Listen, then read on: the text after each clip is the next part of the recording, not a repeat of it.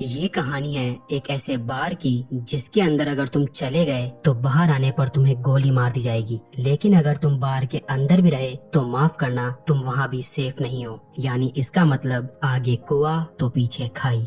कहानी की शुरुआत में हमें एक बार को दिखाया जाता है जिसमें सर्जियो नाम का एक आदमी आता है। जिस समय सर्जियो बार के अंदर आता है ठीक उसी समय एक आदमी बार से बाहर निकलता है और जैसे ही वो आदमी बाहर जाता है उसे कोई गोली मार देता है और उसकी मौत हो जाती है। ये देखकर आसपास के सभी लोग वहाँ से भाग जाते हैं। किसी को नहीं पता कि गोली कहाँ से चली है और सड़कें पूरी तरह से सुनसान हो जाती है। बार के अंदर बहुत सारे लोग होते हैं और उन्हें नहीं पता कि अब इन्हें क्या करना चाहिए। उसी वक्त एक आदमी जिसका नाम सैतुर है वो पुलिस को कॉल करने की कोशिश करता है, लेकिन उसके फोन में नेटवर्क नहीं होता। अब बार के अंदर से एक आदमी उस मरे हुए आदमी को देखने बाहर जाता है, लेकिन अचानक उसे भी कोई गोली मार देता है, जिससे बार के अंदर खड़े सभी लोग बुरी तरह से डर जाते हैं। सभी इस बात से हैरान होते हैं कि किसी के फोन में नेटवर्क नहीं होता। बार के अंदर एक लड़की होती है जिसका नाम एलिना है। वो कहती है कि हमें टीवी पर न्यूज देखनी चाहिए। जब ये लोग टीवी पर न्यूज देखते हैं तो इस हादसे के बारे में टीवी पर कोई खबर नहीं होती और जैसे ही इन लोगों की नजर बाहर जाती है तो वहाँ से दोनों लाशें गायब हो जाती है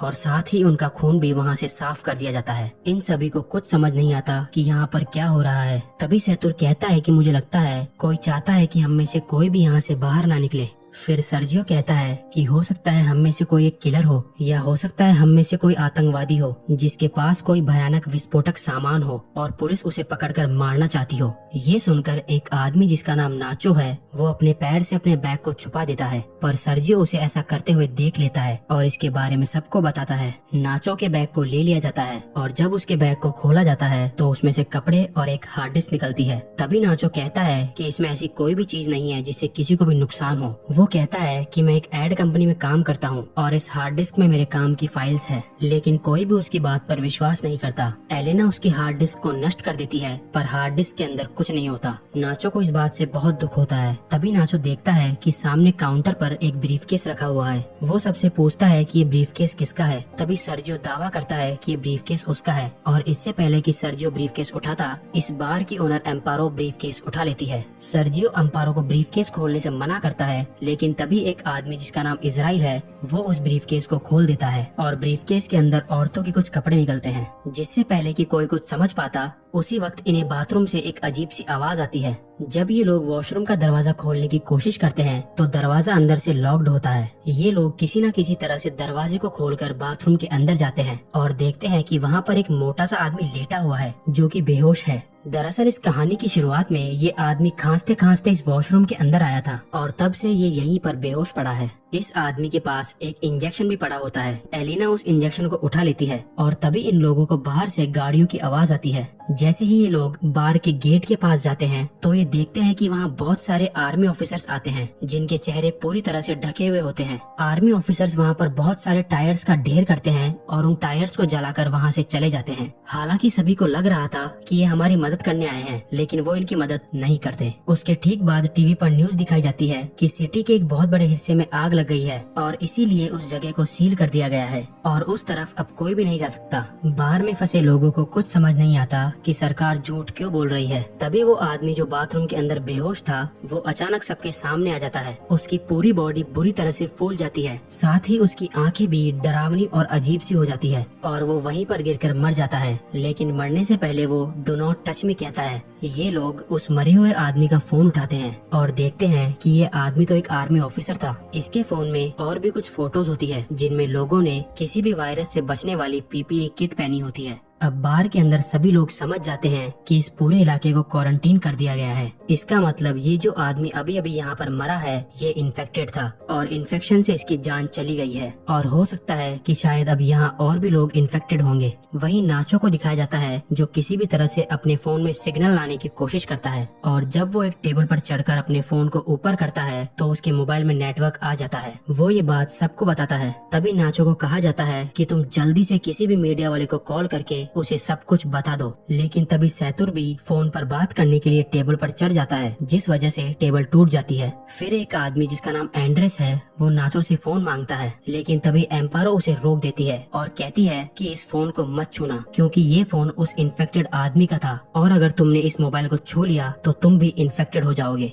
सर्जियो और एंड्रेस इस बात से सहमत हो जाते हैं। अब इसका मतलब नाचो और जिस किसी ने भी इस मोबाइल को या उस आदमी को छू लिया है वो सब के सब इन्फेक्टेड है और ऐसा करने वाले इनमें से 5 लोग हैं। एंड्रेस उन्हें अपनी बंदूक से धमकाता है और इनसे कहा जाता है कि उस आदमी की डेड बॉडी को नीचे तहखाने में बने स्टोर रूम में लेकर जाओ। इन सब लोगों को मजबूरन उनकी बात माननी पड़ती है और ये सभी 5 लोग डेड बॉडी को लेकर नीचे तहखाने में चले जाते हैं। अब ऊपर बस 3 लोग बचे हुए हैं। थोड़ी देर बाद एक ट्रिनी नाम की औरत को वहाँ पर सफोकेशन होना शुरू हो जाता है। ट्रिनी सबको तहखाने का दरवाजा खोलने के लिए कहती है, लेकिन कोई उसकी बात नहीं सुनता। जैसे ही ट्रिनी दरवाजा खोलने जाती है तो वहाँ पर रखी हुई कुछ बॉटल्स गिर जाती है। उनका लिक्विड एक साइड बहना शुरू हो जाता है और तभी इनकी नजर वहाँ पर बने एक ड्रेनेज पर पड़ती है। इसका मतलब ये लोग वहाँ से पानी के रास्ते से होते हुए वहाँ से बाहर निकल सकते हैं। फिर इजराइल उस ढक्कन को खोल देता है और वो ड्रेनेज के अंदर से होकर यहाँ से बाहर निकलने का फैसला करता है। इसलिए वो अपने पूरे शरीर पर ऑयल लगाता है और उस ड्रेनेज से नीचे जाने की कोशिश करता है, लेकिन ड्रेनेज का छेद ज्यादा बड़ा नहीं होता, इसलिए वो नीचे नहीं जा पाता।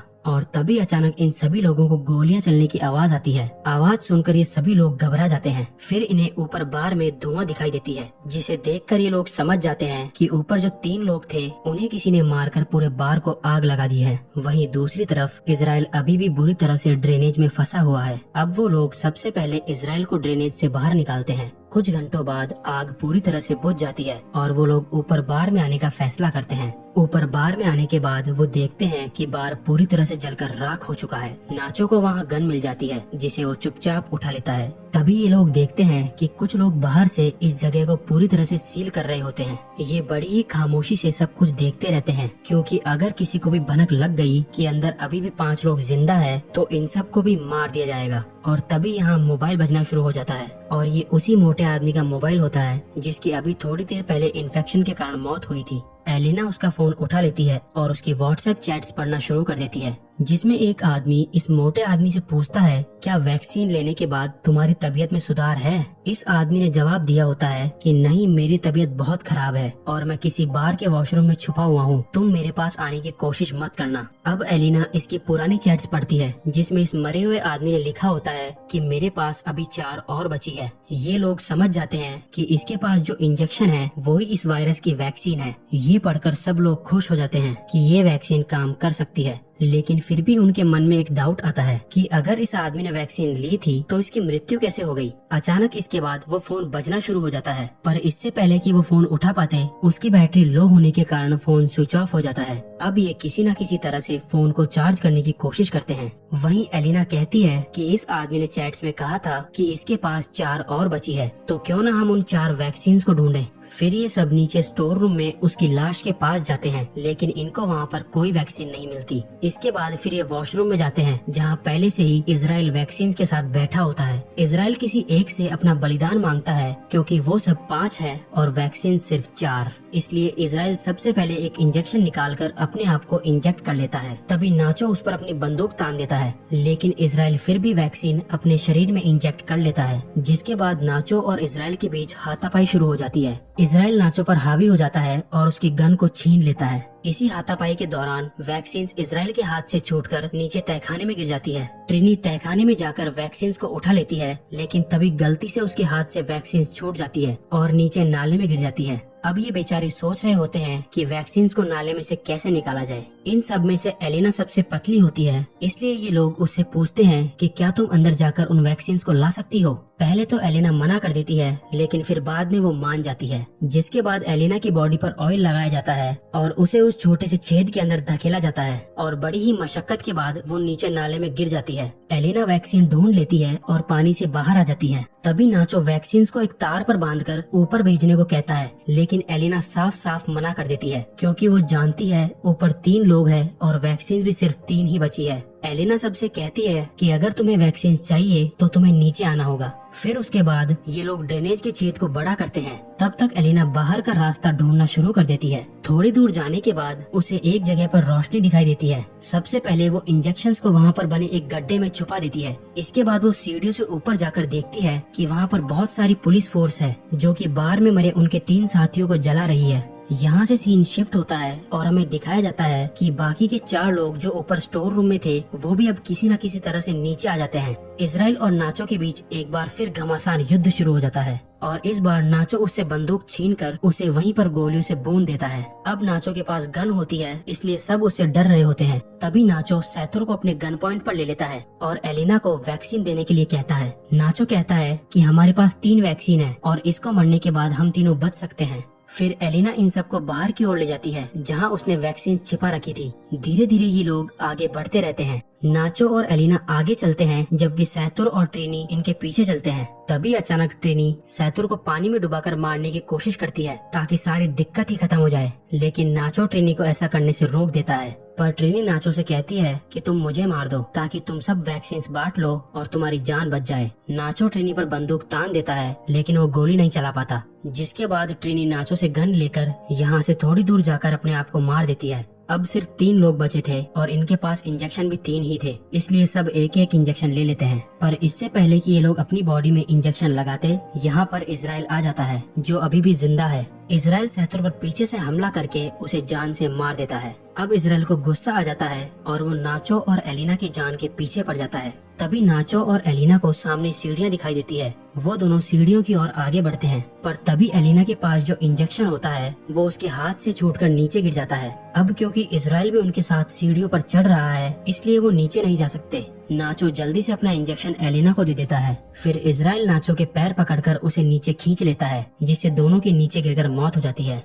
एलिना के पास अब जो वैक्सीन बचा है वो उसे अपने शरीर में इंजेक्ट कर लेती है और ऊपर ड्रेनेज के ढक्कन को खोलकर बाहर निकल जाती है। बाहर निकलते ही उसे बहुत सारे लोग दिखाई देते हैं और सरकार ने आगे के इलाके को पूरी तरह से सील किया हुआ है। तभी एक औरत उसकी बॉडी पर अपनी जैकेट डाल देती है। एलिना को बिल्कुल भी होश नहीं होता और वो चुपचाप उस भीड़ में शामिल हो जाती है। अंत में इस कहानी में हमें ये पता चलता है कि वो मोटा आदमी जो बाहर के वॉशरूम में खांसता खांसता गया था वो एक आर्मी ऑफिसर था और हो सकता है शायद आर्मी किसी तरह का कोई बायोलॉजिकल वेपन बना रही हो ताकि वो अपने दुश्मन देशों पर इस वेपन से हमला कर सके। लेकिन इस दौरान इनका अपना एक ऑफिसर इन्फेक्टेड हो गया। हालांकि उनके पास इस इन्फेक्शन की वैक्सीन भी थी, लेकिन ये ऑफिसर बीमार था इसलिए वैक्सीन ने उसके ऊपर काम नहीं किया। और जब आर्मी को पता चलता है कि उनका वो ऑफिसर बार के अंदर है तो उन्होंने पूरे एरिया को सील कर दिया ताकि वहाँ से कोई भी बाहर न निकल पाए और उस वायरस को इसी जगह पर खत्म कर दिया जाए, चाहे इसके लिए उन्हें कुछ बेगुनाह लोगों को मारना ही क्यों न पड़े। थोड़े बहुत लोगों के चक्कर में वो पूरे देश को खतरे में नहीं डाल सकते थे,